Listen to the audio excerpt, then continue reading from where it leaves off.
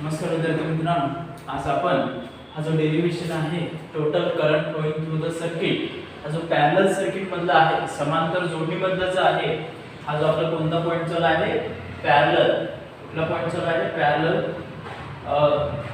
Register in parallel, register connected in parallel, हे आपण point आज बघणार आहोत. तर याचा डेरिव्हेशन आहे. आज कुठले पॉइंट नाहीत आपल्याकडे, फक्त डेरिव्हेशन म्हणजे इक्वेशन सोडवायचं आपल्याला, आणि ते इक्वेशन झाल्यावर काही महत्त्वाचा मुद्दा बघून आपला हा जो पॉइंट आहे रजिस्टर इन कनेक्टेड पॅरलल हे संपून जाईल. पॅरलल म्हणजे समांतर, रजिस्टर म्हणजे रोध, रजिस्टर म्हणजे रोध. ठीक आहे. तर हे आपल्याला माहिती आहे की रजिस्टर पॅरलल कधी होतं आणि रजिस्टर जोडल्यावर त्याचा परिणाम काय होतो. काल फक्त मी इथपर्यंत घेतलं होतं, मला वाटतं की इथपर्यंत घेतलं होतं काहीतरी, पण हा आज आपण पुन्हा बघणार आहोत, कारण तुम्हाला पुन्हा एकदा हा इक्वेशन समजलं पाहिजे आणि हा पूर्ण आपण याच्यानंतर हा थोडक्यात बघणार आहोत. ठीक आहे. तर हे काढत असताना पहिला आपल्याला याची आकृती माहित असणं गरजेचं आहे. आकृती काळजीपूर्वक बघायची आहे. मी काढताना आकृती काढत असताना सिंपल पहिला एक चौकोन काढून घ्यायचं, एक चौकोन काढून घ्या सिंपल असा. ठीक आहे. आता हे सिंपल, आता आपल्याला माहित आहे की जे रजिस्टर आहे ते कसे जोडलेले आहेत पॅरलल. आता पहिला काय करायचं आहे, आता हे झालं तुमची कनेक्टिंग वायर, ही झाली कनेक्टिंग वायर. तर कनेक्टिंग वायर झाल्यावर तुम्हाला महत्त्वाचा जो मुद्दा आहे तो कशाचा आहे, इलेक्ट्रिक सेलचा आहे. कोणता आहे, इलेक्ट्रिक सेल. मग हा पॉझिटिव्ह निगेटिव्ह टर्मिनलला जोडलेला असतो आपल्याला माहितीच आहे. त्यानंतर इथं की आहे, प्लग की, ही क्लोज आहे. क्लोज आहे म्हटल्यावर काय, इलेक्ट्रिसिटी याच्यातून जात आहे. ठीक आहे. हा झाला तुमचा प्लग की, म्हणजे तीन गोष्टी, तीन कंपोनंट. कंपोनंट म्हणजे घटक तुम्ही दाखवलेला आहे. एक कनेक्टिंग वायर दाखवलेली आहे, दुसरं तुम्ही की दाखवलेलं आहे, क्लोज की दाखवलेलं आहे, आणि इलेक्ट्रिक सेल दाखवलेला आहे. ठीक आहे. काय काय दाखवला, इलेक्ट्रिक सेल दाखवला, की दाखवला, कनेक्टिंग वायर दाखवला, तीन कंपोनंट दाखवला. पुढं आता या बाजूला एमीटर जोडलेला आहे, प्लस मायनस, इथे एमीटर जोडलेला आहे. हे झाला चौथा. आता काय करायचं बघा, इथून इथं या अशा प्रकारे, नंतर या अशा प्रकारे. ठीक आहे. या अशा प्रकारे तुम्ही काढून घेतला. ठीक आहे. असं एक चौकोन आणि एक असा एक मधी अशी एक रचना तुम्ही काढून घेतली, अशी रचना काढून घ्यायची मधी. ठीक आहे. तर हा तुमचा पॉइंट असेल कशाचा, रजिस्टरचा. मग तो एक रजिस्टर, आता इथं, त्यानंतर इथं, त्यानंतर इथं, त्यानंतर या बाजूला अशा प्रकारे. ठीक आहे. आता हा चिन्ह कशाचा आहे, रजिस्टरचा, रोधाचा. हा तुमचा R1 असेल, हा तुमचा R2 असेल, हा तुमचा R3 असेल. ठीक आहे. त्यानंतर इथं जिथं रोध आहे पहिला तिथं एमीटर एक लावलेला असेल, जिथं रोध दुसरा आहे तिथं एमीटर दुसरा लावला असेल, तिथं रोध तिसरा आहे तिथं एमीटर तिसरा लावला असेल. ओके. आणि या सर्वांमध्ये जो विभवांतर तयार होणार आहे, म्हणजे पोटेन्शियल डिफरन्स जो तयार होणार आहे या सर्वांमध्ये, म्हणजे या रजिस्टर मध्ये जो एमीटर लावलेला आहे, एमीटर ही रोध मोजण्यासाठी, ज्यातलं किती इलेक्ट्रिसिटी जाते आणि त्याचा रोध किती तयार होत आहे ते बघण्यासाठी इथे लावलेला एमीटर जोडलेला आपल्याला दिसतो. ठीक आहे. आणि या सी आणि डी मध्ये किती विभवांतर तयार होतं हे बघण्यासाठी इथे एकच व्होल्टमीटर जोडलेला आहे, plus minus plus minus plus minus plus minus. आणि तुमच्या अशा डायग्राम तयार होते. असे डायग्राम तयार झाले, डायरेक्शन दाखवलं तर चालेल, नाही दाखवलं तर चालेल. डायरेक्शन ऑफ करंट आहे हा. ठीक आहे. म्हणजे इलेक्ट्रिसिटी कोण मोजतो, करंट कोण मोजतो, एमीटर मोजणार आहे. करंट कोण मोजणार आहे, एमीटर. त्यानंतर रजिस्टर आणि आता हा एमीटर आणि रजिस्टर जोडलेला आहे म्हटल्यावर इथे का रजिस्टर कोणाचा आहे, रोधाचा. रोध म्हणजे रजिस्टर हा कशाचा, आर कशासाठी वापरलाय, रजिस्टरसाठी. म्हणजे हे जेव्हा दोन असतील तेव्हा तिथं पोटेन्शियल डिफरन्स तयार होतो.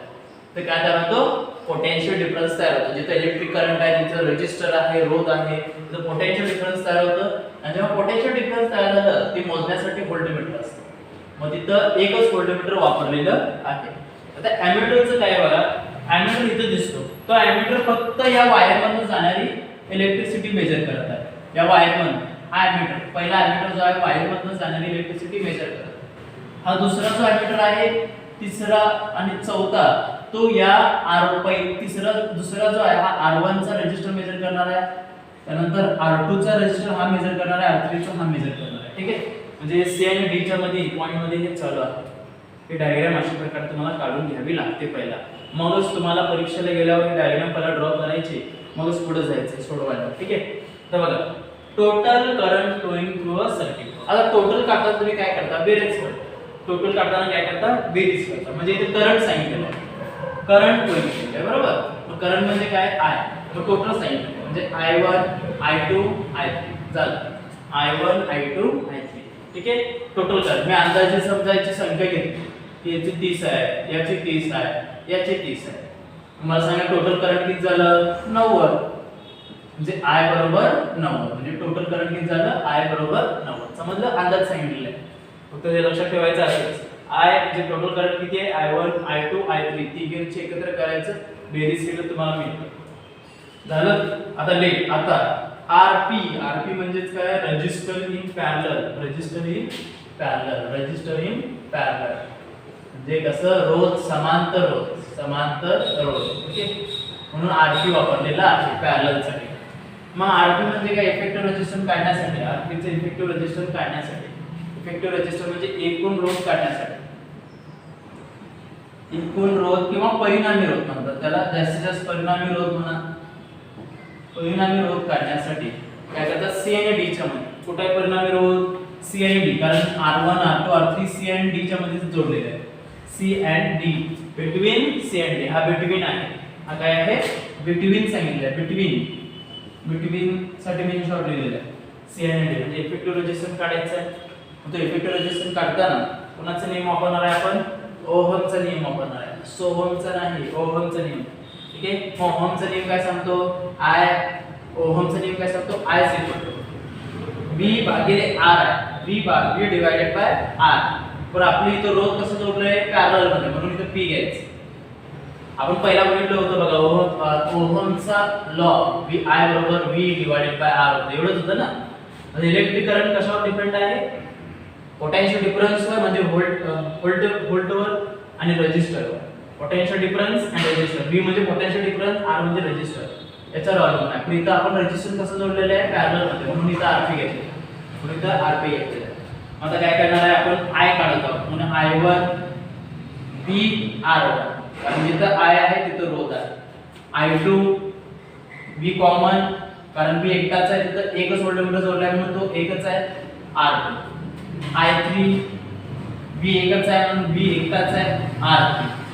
म्हटल्यावर I चा संबंध डायरेक्ट रोधाशी आहे. I चा संबंध कशाचा आहे? डायरेक्ट रोधाशी. ही कॉमन आहे. व्होल्टमीटर काय आहे? कॉमन आहे. तर व्होल्टमीटर काय आहे? हा कॉमन तुम्हाला इथे दिसतो. ठीक आहे. आता पुढे आता काय करणार? आता आपल्याला V सांगितलं, फक्त काय सांगितलं आहे? V RP म्हणजे पोटेन्शियल डिफरन्स आणि रेझिस्टर इन पॅरलल हे दाखवा म्हटले. पोटेन्शियल डिफरन्स आणि रेझिस्टर पॅरलल त्यापासून I म्हटलं होतं. I दाखवा म्हटलं म्हणून I1 I2 आहे. आता समजा I कॅन्सल केला. हा I सगळं कॅन्सल केला. राहणार काय? कारण आपल्याला V RP फक्त पाहिजे. V आणि R पाहिजे. फक्त V आणि R पाहिजे. आलं का? V R1 V R2 V R3 म्हणजे I कॅन्सल केला. कारण त्यापासून आपल्याला I पाहिजे होतं म्हणून असं लिहिलं होतं. आता V आणि R पाहिजे होतं म्हणून V R1 V R2 V R3 cancel केलं तर V R1 V R2 V R3 असं तुम्हाला एक इक्वेशन मिळतं. तर या इक्वेशनला आपण दुसरा नंबर देऊया. या इक्वेशनला तिसरा नंबर देऊया. तर चौथ्यामध्ये काय होतं बघा. तर मला सांगा व्होल्टमीटर इथं आहे, इथं आहे, इथं आहे, इथं आहे.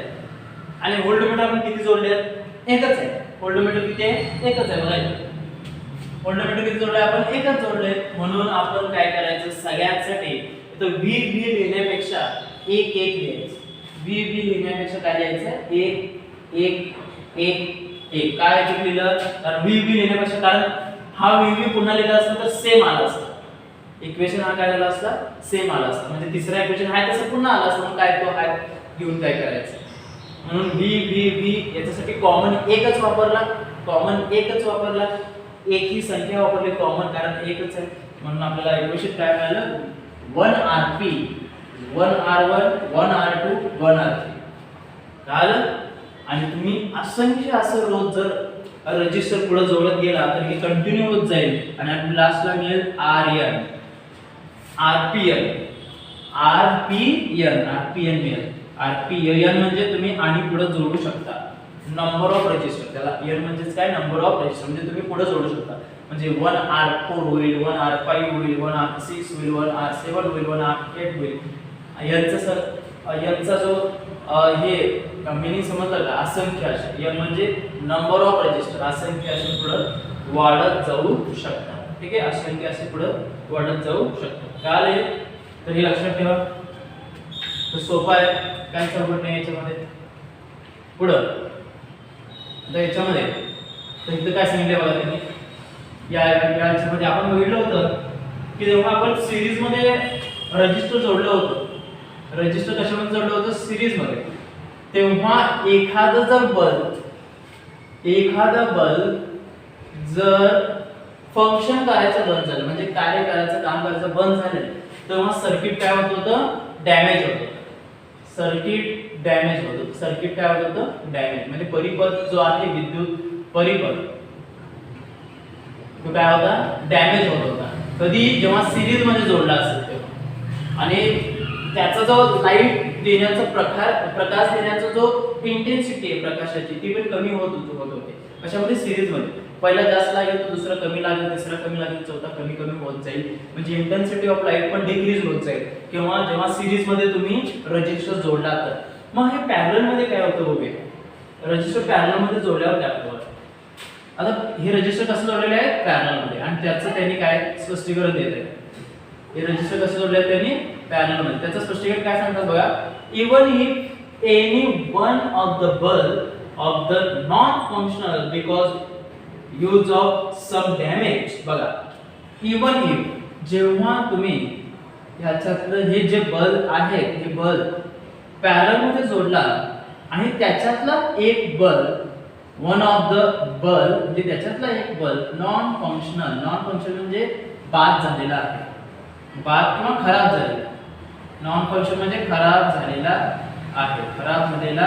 आहे. तर काय होईल बघा, मग कशामुळे खराब झाला, यूज सम डॅमेज, म्हणजे वापरत असताना काहीतरी त्याला धक्का लागला, काहीतरी झालं, काहीतरी त्याच्यात तुटलं तर काय होतं बघा, the circuit does not break. इथं मात्र सर्किट काय होत नाही, डज नॉट ब्रेक, म्हणजे परिपथावर कोणताही परिणाम त्याचा होत नाही, परिपथक बाद होत नाही. पण सिरीज मध्ये काय होत होतं, एखादा जर बल्ब बाद झाला की पूर्ण सर्किट डॅमेज व्हायचं, पण इथं मात्र काय होत नाही. जरी एखादा बल्ब बाद नॉन फंक्शनल झाला, नॉन फंक्शनल म्हणजे कार्य करायचं काम करायचं बंद झालं, तरी पण सर्किटवर त्याचा परिणाम होत नाही. Circuit does not break.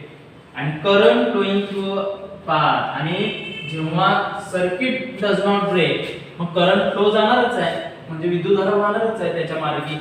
त्याच्यामध्ये सिरीज मध्ये होत होतं का, सर्किट ब्रेक झाला तर करंट स्टॉप होणार, तर इथे मात्र सर्किटच ब्रेक झाला नाही, करंट त्याच्या मार्गी पुढे जाणार आहे, त्याच्या पाथला पुढे जाणार आहे.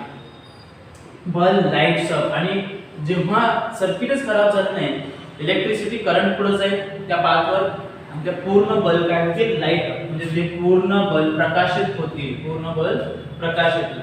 Emit same amount of light, आणि प्रत्येक जो बल्ब आहे सारख्या प्रमाणे प्रकाश देईल, सारखा प्रखरतेने जगेल. हे काय होईल लागेल, म्हणजे सारख्या अमाउंट मध्ये, म्हणजे सारख्या प्रमाणात ते सगळे बल्ब, किती बल्ब तुम्ही लावा समांतर जोडणीमध्ये पॅरलल मध्ये, ते सारखंच प्रकाश देणार आहे. पण सिरीज मध्ये होत होतं का, नाही. सिरीज मध्ये पहिला जास्त लागला, दुसरा कमी, तिसरा कमी, चौथा कमी, असं होत कमी होत होतं. पण याच्यामध्ये मात्र सेम अमाउंट ऑफ लाईट आपल्याला प्रत्येक इमिट म्हणजे बाहेर टाकणं.